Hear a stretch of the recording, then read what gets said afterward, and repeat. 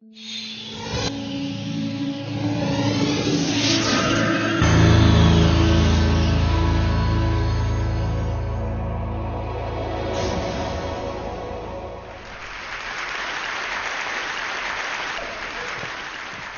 I'll start with this. A couple of years ago, an event planner called me because I was going to do a speaking event. And she called and she said, I'm really struggling with how to write about you on the little flyer. And I thought, well, what's the struggle? And she said, well, I saw you speak, and I'm going to call you a researcher, I think, but I'm afraid if I call you a researcher, no one will come because they'll think you're boring and irrelevant. And I was like, okay. And she said, but the thing I liked about your talk is, you're a storyteller. So I think what I'll do is just call you a storyteller. And of course, the academic, insecure part of me was like, you're going to call me a what? And she said, I'm going to call you a storyteller. And I was like, oh, why not Magic Pixie? I was like, let me think about this for a second. And so I tried to call deep on my courage. And I thought, I am a storyteller.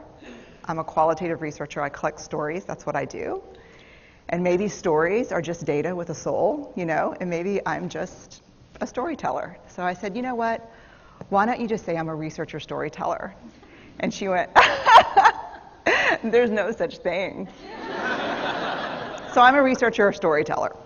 And I'm going to talk to you today. We're talking about expanding perception. And so I want to talk to you and tell some stories about a piece of my research that fundamentally expanded my perception and really actually changed the way that I live and love and work and parent. And this is where my story starts.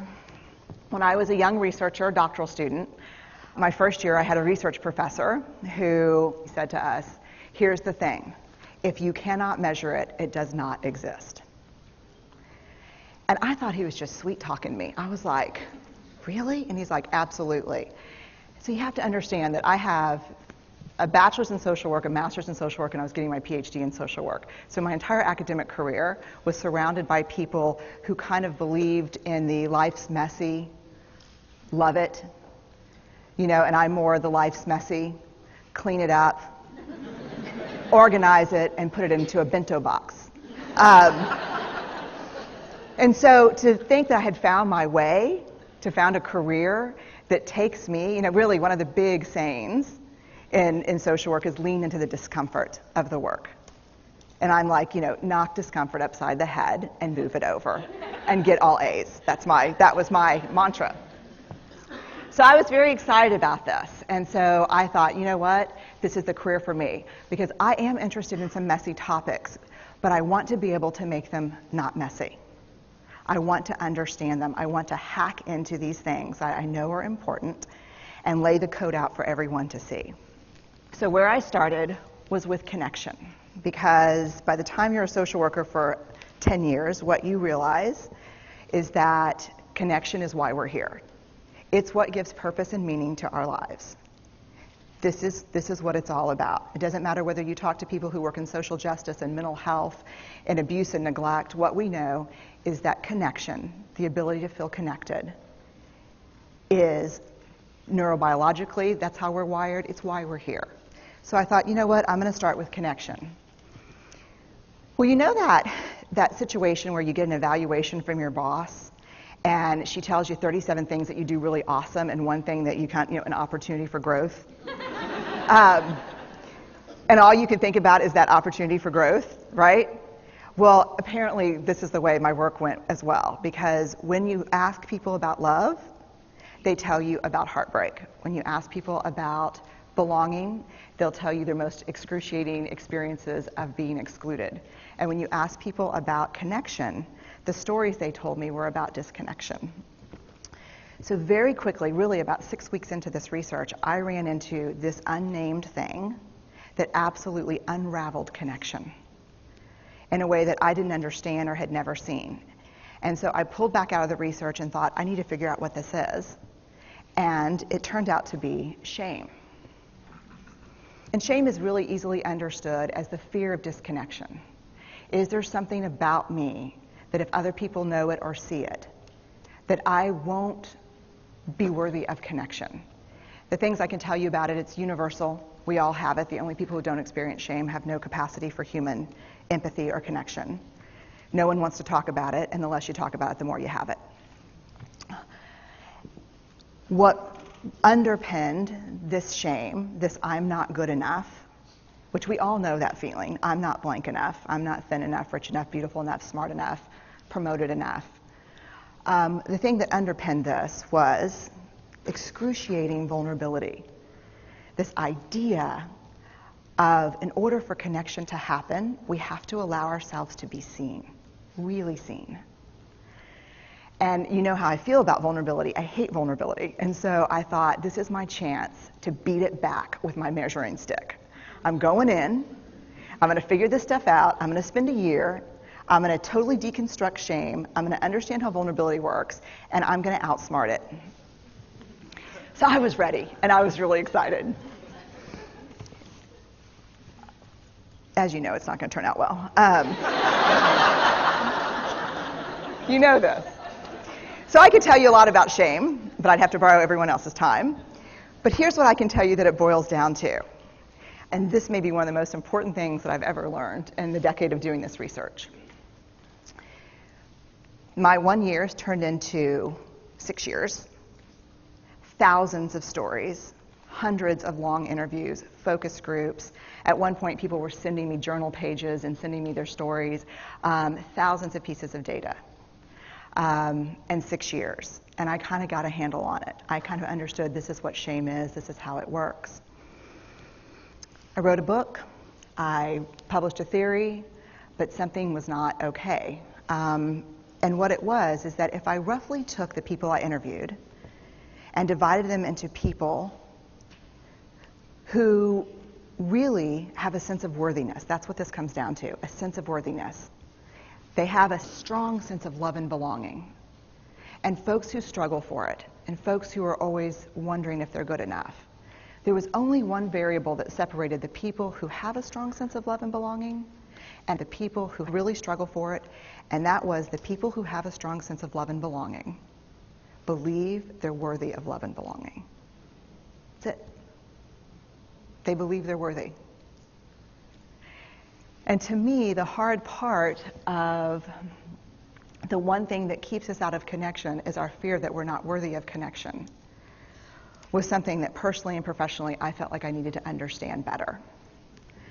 So what I did is I took all of the interviews where I saw worthiness, where I saw people living that way, and just looked at those. What do these people have in common? And I have a slight office supply addiction, but that's another talk. So I had a manila notebook, a manila folder, and I had a Sharpie. And I was like, what am I going to call this research? And the first words that came to my mind were wholehearted. These are kind of wholehearted people living from this deep sense of worthiness. So I wrote at the top of the manila folder. And I started looking at the data. In fact, I did it first in this in a 4-day, very intensive data analysis where I went back, pulled these interviews, pulled the stories, pulled the incidents. What's the theme? What's the pattern? My husband left town with the kids because I always go into this kind of Jackson Pollock crazy thing where I'm just like writing and going and kind of just in my researcher mode. And so here's what I found. What they had in common was a sense of courage. And I want to separate courage and bravery for you for a minute. Courage, the original definition of courage, when it first came into the English language, it's from the Latin word cur, meaning heart. And the original definition was to tell the story of who you are with your whole heart. And so these folks had, very simply, the courage to be imperfect. They had the compassion to be kind to themselves first and then to others, because as it turns out, we can't practice compassion with other people if we can't treat ourselves kindly. And the last was they had connection, and this was the hard part, as a result of authenticity. They were willing to let go of who they thought they should be in order to be who they were, which is, you have to absolutely do that for connection. The other thing that they had in common was this. They fully embraced vulnerability. They believed that what made them vulnerable made them beautiful. They didn't talk about vulnerability being comfortable, nor did they really talk about it being excruciating, as I had heard earlier in the shame interviewing. They just talked about it being necessary. They talked about the willingness to say I love you first. The willingness to do something where there are no guarantees. The willingness to breathe through waiting for the doctor to call after your mammogram. The willing to invest in a relationship that may or may not work out. They thought this was fundamental. I personally thought it was betrayal. I could not believe I had pledged allegiance to research, where our job, the definition of research is to control and predict, to study phenomenon for the explicit reason to control and predict. And now my mission to control and predict had turned up the answer that the way to live is with vulnerability and to stop controlling and predicting. This led to a little breakdown, which actually looked more like this. And it did. It led to I call it a breakdown, my therapist calls it a spiritual awakening. Spiritual awakening sounds better than breakdown, but I assure you it was a breakdown. And I had to put my data away and go find a therapist. Let me tell you something. You know who you are when you call your friends and say, I think I need to see somebody. Do you have any recommendations?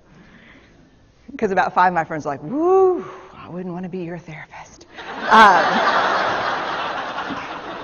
I was like, what does that mean? And they're like, I'm just saying, don't bring your measuring stick. Like, okay. So I found a therapist. My first meeting with her, Diana, I brought in my list of the way the wholehearted live. And I sat down, and she said, how are you? And I said, I'm great, I'm okay. And she said, what's going on? And I said, and this is a therapist who sees therapists, because we have to go to those because their BS meters are good. And so I said, here's the thing, I'm struggling. And she said, what's the struggle? And I said, well, I have a vulnerability issue, and I know that vulnerability is kind of the core of shame and fear and our struggle for worthiness, but it appears that it's also the birthplace of joy, of creativity, of belonging, of love, and I think I have a problem, and I need some help. And I said, but here's the thing, no family stuff, no childhood shit, I just need some strategies.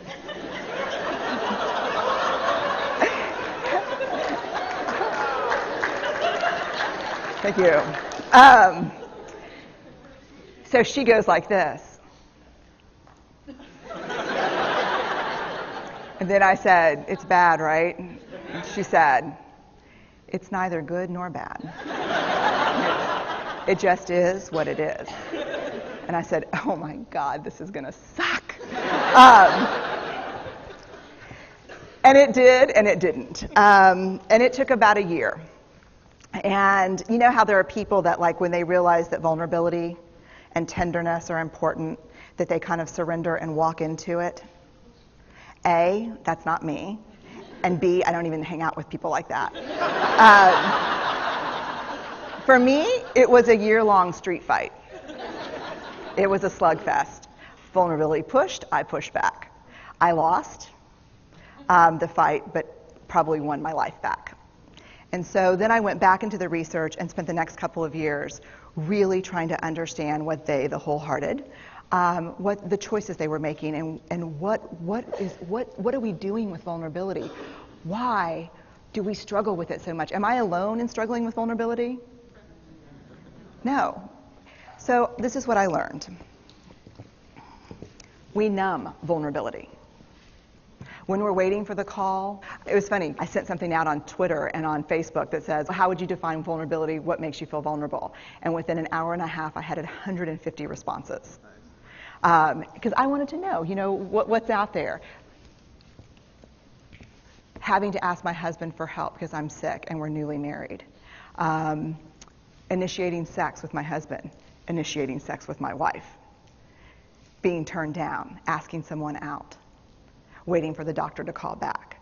Getting laid off. Laying off people. This is the world we live in. We live in a vulnerable world. And one of the ways we deal with it is we numb vulnerability. And I think there's evidence.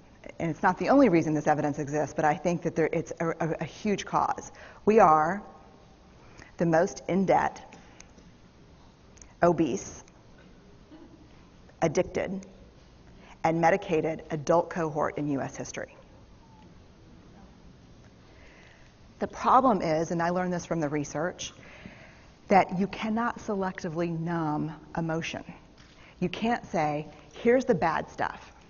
Here's vulnerability, here's grief, here's shame, here's fear, here's disappointment. I don't want to feel these.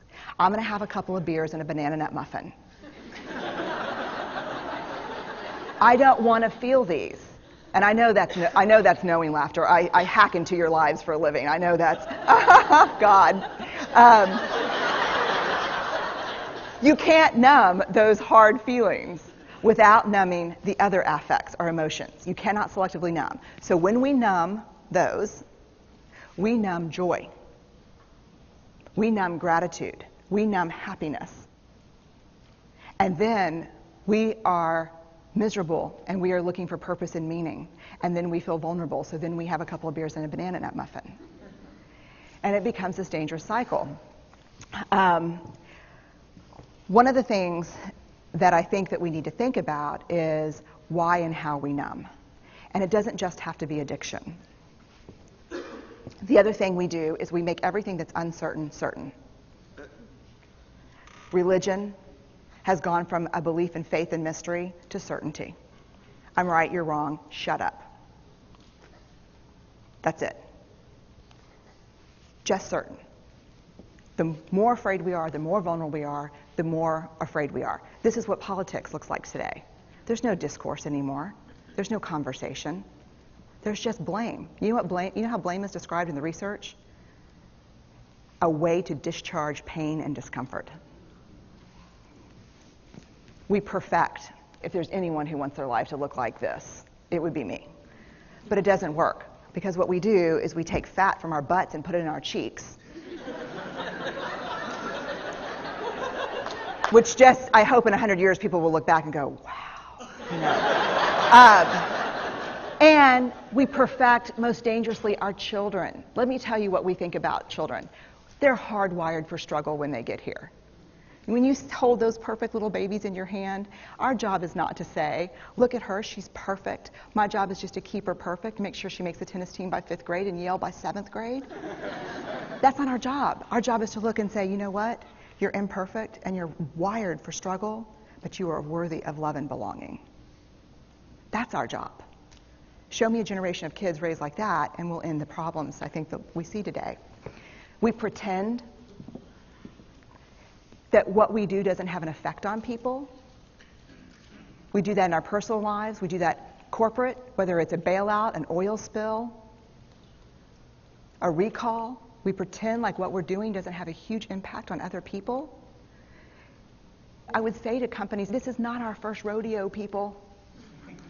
We just need you to be authentic and real and say, we're sorry, we'll fix it. But there's another way, and I'll leave you with this. This is what I have found. To let ourselves be seen. Deeply seen. Vulnerably seen. To love with our whole hearts, even though there's no guarantee. And that's really hard, and I can tell you as a parent, that's excruciatingly difficult. To practice gratitude and joy in those moments of kind of terror when we're wondering, can I love you this much? Can I believe in this passionately? Can I be this fierce about this? Just to be able to stop and instead of catastrophizing what might happen, to say, I'm just so grateful. Because to feel this vulnerable means I'm alive. And the last, which I think is probably the most important, is to believe that we're enough. Because when we work from a place, I believe, that says, I'm enough, then we stop screaming and start listening. We're kinder and gentler to the people around us, and we're kinder and gentler to ourselves. That's all I have.